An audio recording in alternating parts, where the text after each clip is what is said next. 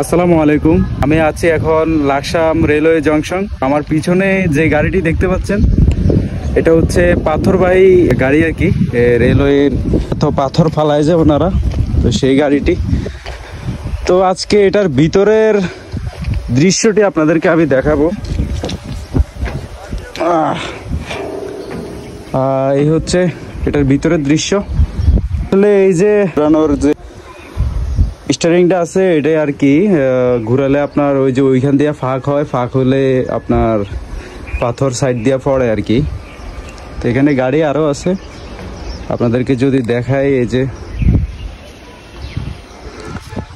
আপনি যে এত পাথর দেখেন রেলওয়ের যে রেল লাইনের পাশে, আসলে এই গাড়িটি দিয়ে এই পাথরগুলা ফালানো হয়। তো এটার ভিতরের দৃশ্য আসলে অনেকে দেখেন নাই, তো তাই একটু দেখালাম আর কি। এই হলো ভিতরের চাকা। আজকে অনেক দিন ধরে এগুলা পড়ে আছে এখানে গাড়িগুলা।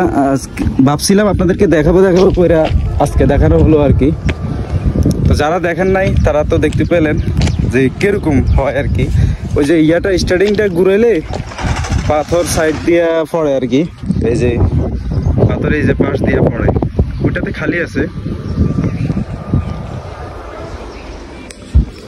তো আসি এখন লাকসাম রেলওয়ে জংশন, দেশের অন্যতম একটি রেলওয়ে জংশন এই লাকসাম রেলওয়ে জংশন। সবাই ভালো থাকবেন, সুস্থ থাকবেন। যদি ভিডিওটি ভালো লেগে থাকে তাহলে লাইক করুন, শেয়ার করুন।